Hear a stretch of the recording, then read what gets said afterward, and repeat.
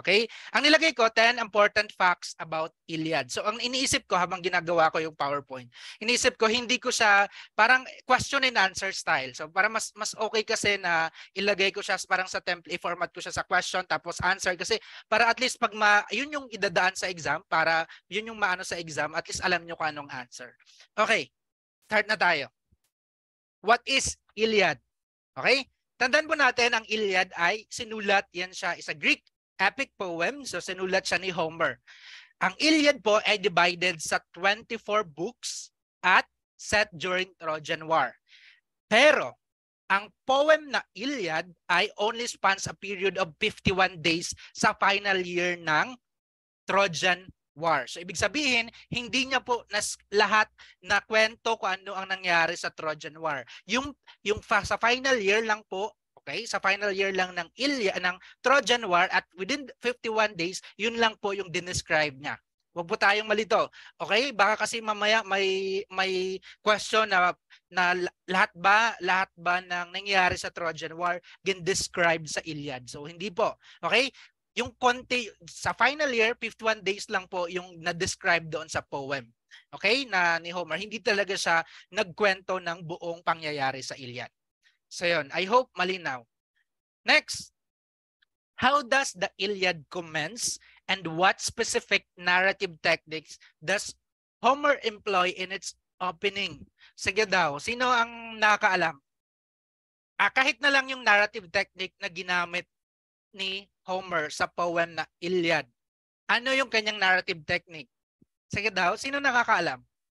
Ano ba yung mga narrative technique? We have ba mga flashback, flash forward, di ba yung mga ganon maliban doon sa point of view na ano. So anong narrative technique? Sino nakakaalam? Sige. Sige. Ganito yan. Paano ba nag-start yung Iliad? So ang Iliad po, ang pinaka-beginning niya is ay yung narrative technique ay ginamit ni Homer ay yung tinatawag na in medias res. Ibig sabihin, nasa middle. Okay? Nasa middle na part. Again, babalik tayo doon sa number 1 na hindi nga siya talaga yung hindi niya nga kwento lahat yung pinakabuo na nangyari during Trojan War. So ang Iliad ay yung part lang, yung final, konting part lang doon sa final year ng giyera o yung war, yung Trojan War. So yon. Kaya ang kanyang narrative technique na ginamit ay tinatawag na in medias res. Okay? Ibig sabihin, nasa middle siya nag-start. So yon, tandaan niyo po yon. Paano ba nag-start? Ano ba yung pinaka-start na eksena ng Iliad? Ang Iliad po, nag-start siya, yun na ngayon, disagreement between Achilles and Agamemnon. Bakit ba sila nag-away? Ganito kasi yung kwento niyan. Itong si Agamemnon kasi, siya yung leader, di ba? Siya yung parang king ng Greek force that time. So kinuha niya kasi ito yung Trojan woman na pangalan ay Crisis. Ano ba to? Chryseis. I don't know if I read it right. So basta yung woman yung Trojan na yon. Ngayon, yung woman na yon ay anak ng priest ni Apollo. Okay? Anak yun siya ng priest. Ibig sabihin, ano bang priest? Pare? Parang I don't know if, again, ba din yan yung term nila doon pag that time. So, anak yun ng priest, sa isa sa mga priest ni Apollo. Ngayon, itong priest na Apollo na yon ay nag-pledge siya kay Apollo na ibalik nga yung kanyang anak, naging kuha ni Agamemnon. So una-una, reluctant pa yung parang nagmamatigas pa si Agamemnon. Pero ang ginawa ni Apollo, he sends a plague upon the Greek camp. So dahil sa nangyari na yon, so reluctantly binalik niya yung babae na yon binalik niya sa tatay, sa mga priest ni Apollo. Ngayon, pero in exchange with that, parang ganon, ang nangyari ay gusto niyang kunin yung babae naman as a war prize yung kay Achilles. Okay, ito yung pangalan niya. Briseis. Ito yung pangalan niya. Gusto niya na kung ibalik niya si Christ, gusto niya kukunin naman yung war prize na Achilles, which is nagalit si Achilles sa kanya kasi para sa kanya it's an insult kasi si Achilles po ay isa sa mga greatest warrior ng Greek. So parang sa kanya insulting yung ginawa sa kanya ni Agamemnon. Kaya ang ginawa niya, dahil ginawa mo yan sa akin, dahil kinuha mo yung, kasi parang nagkaroon na siya ng deeper parang parang deeper ano bang tawag doon? Parang namahal, parang something gano'n. So parang mahal niya na din yung babae. So ang nangyari kasi parang kinuha yun ni Agamemnon sa kanya. So nagalit siya kaya ang ginawa niya, nag-disengage siya doon sa war. So umalis siya. So hindi na siya nagsali doon sa war ng Greek against the Trojan. Ayan po yung opening scene ng Iliad. Ulitin ko, ang narrative technique na umpisa na ginamit ni Homer para employ yung kanyang opening ay in medias res. Ibig sabihin in the middle of things. At yung start ng kanyang scene ay yung away nila ni Achilles at ni Agamemnon. Ang reason ay yung dahil sa pagkuha ni Agamemnon sa war prize na woman war prize ni Achilles. So I hope malinaw. Okay? So yon. Next, we have yan, sorry lang. Number 3, who leads the Trojan forces? So kung nandoon, kung nasa Greek, we have Agamemnon and Achilles. Dito naman sa kabila, we have Trojan. So sino naman yung sa Trojan na kabila? Sa kabila, ang Trojan forces po are actually headed by King Priam of Troy. So ibig sabihin, siya yung king doon. At isa sa mga commander-in-chief niya ay si Hector. Okay? Kung si Hector, siya yung counterpart ni Achilles doon sa kabilang kampo naman. So parang ganon. So Hector is the greatest Trojan warrior. To tandaan nyo yan. Siya yung counterpart kay Achilles kasi sa Achilles ay sa Greek camp. Okay? Malinaw po ba? Malinaw naman? So ulitin ko, ang sa Trojan part, sa kampo ng mga Trojan ay ang king nila ay si King Priam of Troy. Ang kanilang parang commander, yung greatest warrior ay si Hector. So I hope malinaw. Next, we have number 4. How are the gods involved in the Iliad? So parating tanong yan, pag tinatanong yan, ano daw yung nagiging, paano daw na-involved yung mga gods sa Iliad, sa Trojan War. Sa Iliad kasi pinakita kung paano ang mga gods, okay, yung mga gods and goddesses na nakaka-influence sa outcome ng war. Okay? So, ang maraming reason kung bakit ang ibang mga gods dito sila nagsusupport sa Trojan, ang iba naman nagsusupport sa Greek. So, may iba personal na lang. So, mamaya i-discuss ko kung ano 'yon.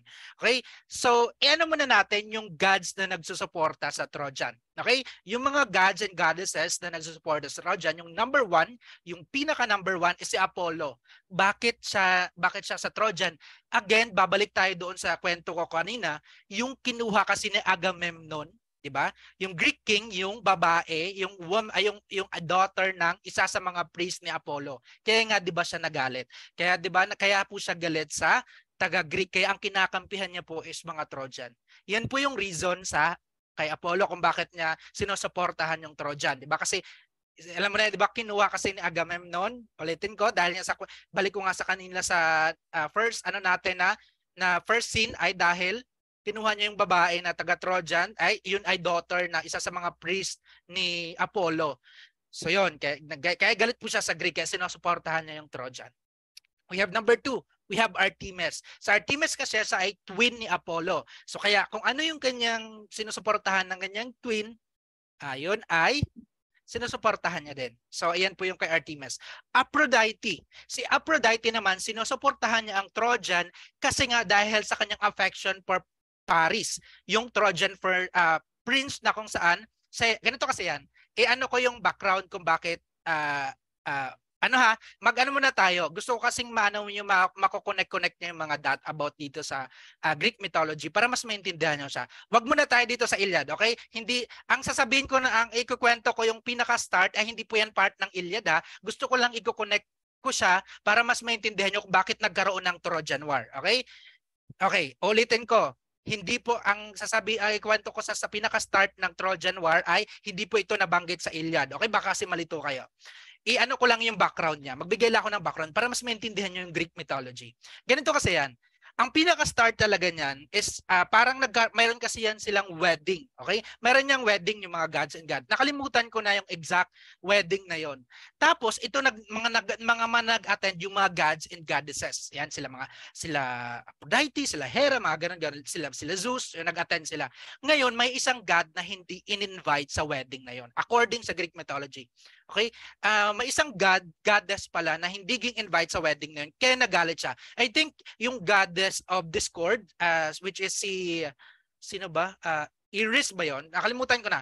Para yeah, if not, I'm not mistaken, Iris yon, si goddess of discourse. So, discord pala, sorry. So, hindi siya in-invite sa wedding na yon. Nagalit siya ngayon. Okay? Nagalit siya ngayon kasi hindi siya gi-invite. Ngayon, tinapunan niya ng golden apple. Ano ba yung golden apple? Nakalagay doon sa golden apple, to the fairest among the goddesses. So, ibig sabihin to the fairest, so yung pinakamaganda. So, para yung apple daw na yun ay para sa pinakamaganda na goddesses na nandun sa wedding na yon. Ang problema, itong nandito sila Aphrodite, sila Hera, and then we have, ano pa ngayong isa, yung goddess of, nakalimutan ko na. Basta nandoon yung mga gods eh. Ngayon si Zeus, which is the king of gods, di ba? Hindi siya makapag-decide kung kanino niya ibibigay. Kasi manandoon yung mga mararaming goddesses, di ba? Kung sino, hindi siya makapag-decide kung kanino niya ba ibigay. Kasi nga, di ba? Kasi nag-aaway-away na sila yung mga goddesses. Na para daw, kasi kung kanino ibibigay yung apple na, ibig sabihin, siya yung pinakamaganda. Okay? Ganun yun yung umpisa. Siya yung pinakamaganda. Ngayon, after ng itong si Zeus, kinuha niya yung Trojan prince na si Paris. Okay, sabi niya ikaw yung ipapa-judge ko kung sino yung pinakamaganda. Okay, kung sino yung nakarapat-dapat para bigyan ng golden apple na siya yung pinakamaganda, to the fairest among the goddesses. So parang ganon. Ang nangyari, itong mga goddesses, we have Aphrodite. Okay? Inenext ko ito naman kasi yung mga Greeks ito naman yung goddesses nagsuporta sa Greeks. We have Hera, Athena, yan sila yan. Ang ginawa nila, nag-bribe, parang nag-offer sila ng bribe kay Paris, di ba? Nag-offer sila ng bribe kay Paris. Sabi niya, una, kay Hera, we have kay Aphrodite, balik tayo dito. Kay Aphrodite, sinabi niya kay Paris na ibibigay ko sa iyo ang pinakamagandang babae sa balat ng lupa. Parang ganon ang offer ni Aphrodite kay Paris. Ngayon, itong si Hera at si Athena na parehong goddesses din, di ba? Mga major goddesses yan sila sa Greek mythology. Si Hera, sabi niya, ikaw gagawin kitang ruler sa buong Asia, mga ganon yung bribe niya. Itong namang si Athena, wisdom yan siya, di ba? So bibigyan kita ng wisdom, lahat ng iyong mga lahat ng gagawin mo, lahat as a warrior, ikaw yung pinaka-great warrior, gagawin kita ng mga ganon. So ganon yung mga offer nila. Pero si Paris, mas pinili niya yung offer ni Aphrodite, which is sabi niya ibibigay niya sa kanya yung pinakamaganda pinakamagandang babae sa balat ng lupa, which is si Helen of Troy. Okay? Si Helen, okay? Tama bang Oo, si Helen, okay? Siya yung hindi, Sparta, 'di ba siya? Queen of Sparta, mali ako. Naging Helen of Troy lang siya nung kinidnap na siya ni ano. Okay, yun, si Helen, okay? Si Helen yung kaya po siya, kaya yun ang nangyari, ang inano ni Aphrodite, yung pinakamaganda sa balat, siya yung Helen. Na kung saan si Helen that time ay married na sa King of Sparta. Okay, tama ba? Sparta. Correct me if I'm not mistaken, nalilito. Ang dami kasi yan ilang mga grupo. So yun. So kaya ging abduct ni Paris si Helen. So kaya po doon nag-umpisa yung start ng war ng Greek and then the Trojan. Yan po ang pinaka-umpisa. Kung titignan mo talaga, kung in-analyze mo yung mga pangyayari sa Greek mythology, ang problema talaga yung pinaka-punot dulo ng lahat is yung gods and goddesses din ng Greek mythology. Kung i-analyze mo siya ng mabuti. So yun, again, uulitin ko.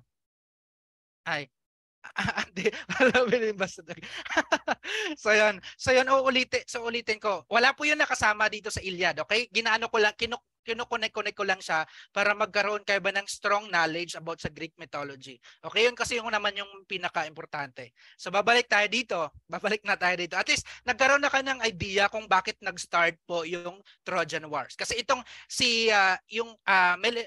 Menelaos ba yun, yung king ng Sparta.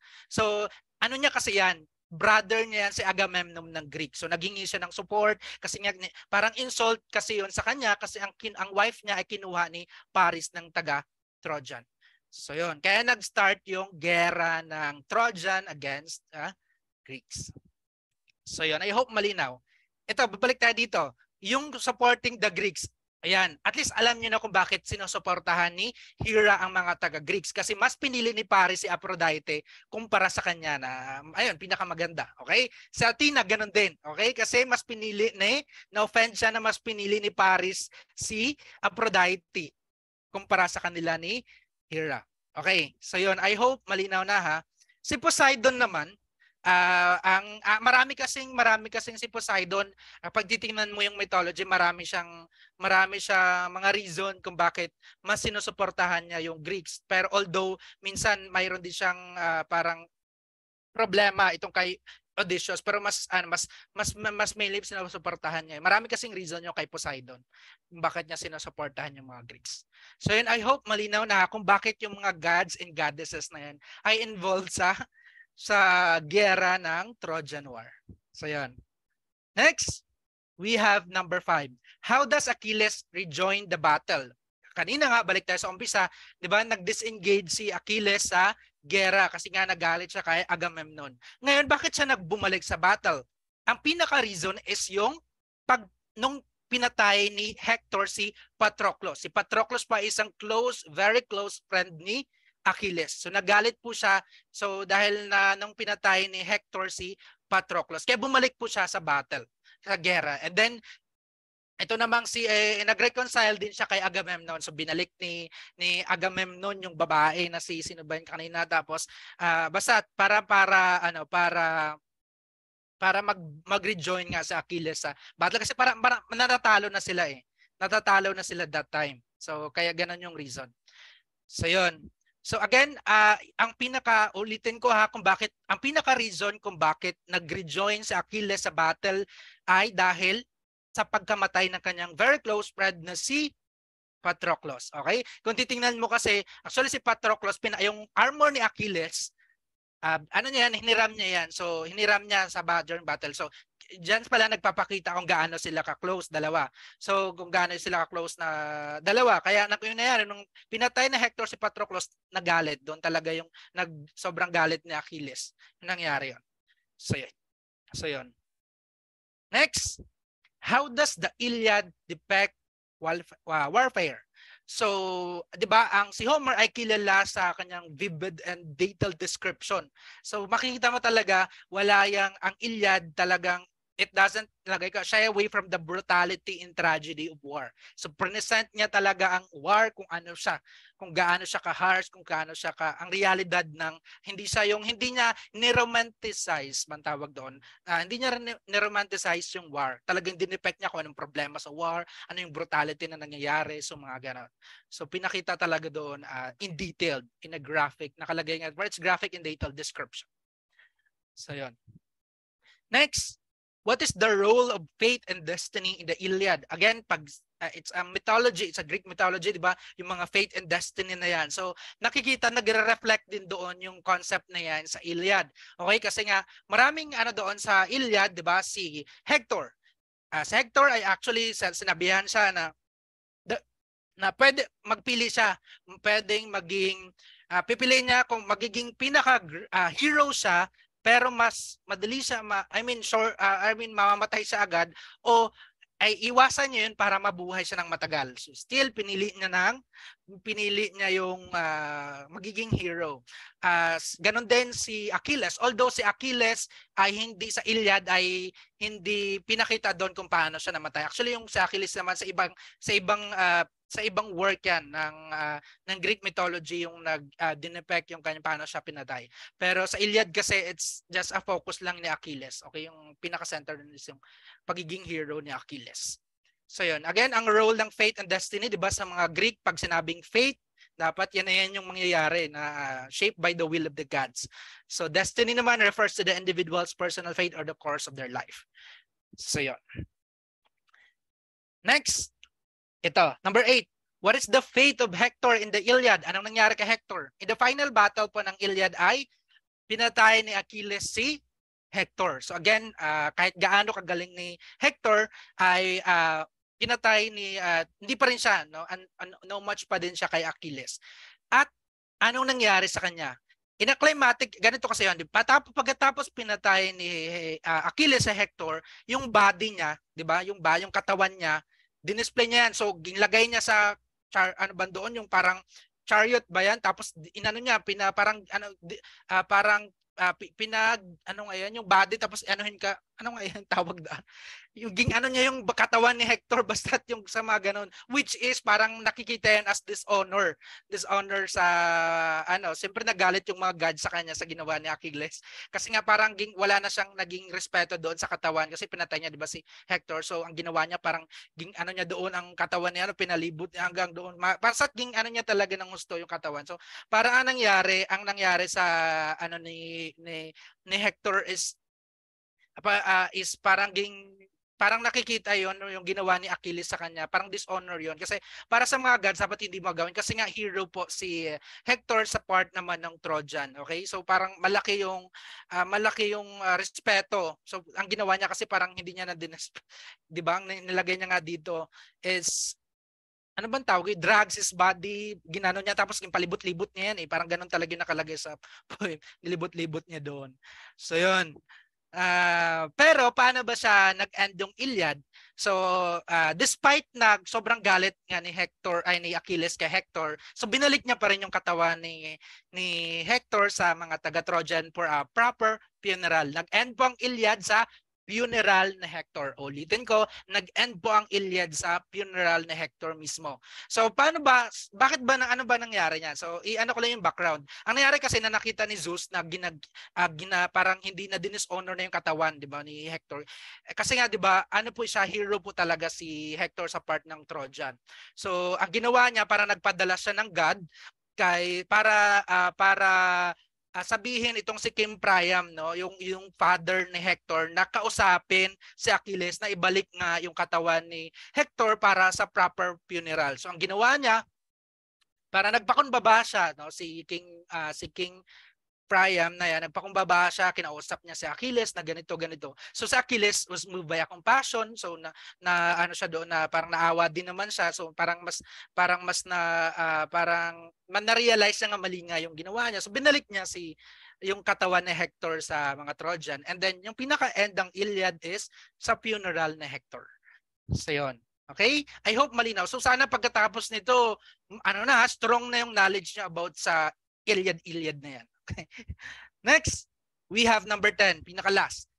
Does the Iliad depict the complete story of Trojan War? Again, uulitin ko, hindi po. Malaking no. Okay? Kasi, again, ang dinepict niya yung 51 days sa final year battle ng Trojan War. Ibig sabihin, hindi po kasama yung Trojan horse and the fall of the city of Troy. Okay? Uulitin ko, hindi po nakasama doon yung sinasabi nila yung Trojan horse na pinasok ng mga yung malaking, 'di ba, yung horse, wooden horse, tapos pinasok, tapos may mga Greek doon na nakalagay pala sa loob, tapos yan binuksan nila yung para wala po nakalagay yan sa Iliad. Ulitin ko para mas malinaw, ha. Wala po yan nakalagay. Saan po ba siya na-describe?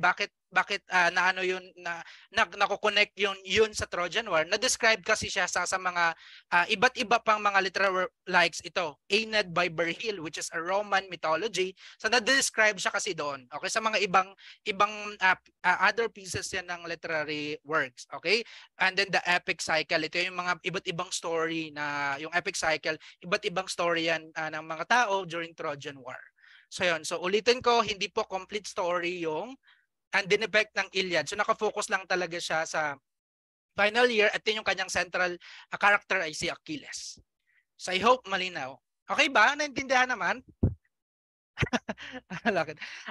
So ganito pala, ano ang sa Greek mythology, ano nangyari kay Paris? Again, ang Iliad wala po nakalagay doon kung ano nangyari kay Paris, ano nangyari kay Achilles. Ulitin ko, wala yes, clear po. Okay.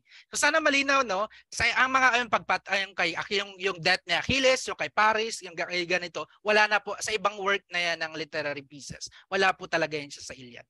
So yun. I hope malinaw. Okay? Sana pag after talaga nito, after ng discussion natin, strong na po yung foundation, yung knowledge about sa Iliad, yung sa Greek mythology. Kung ako nga mag-analyze talaga, yung pinaka-umpisa talagang punot dulo talaga, kasalanan yan ng mga gods and goddesses, diba? Bakit pa kasi nila kinuha?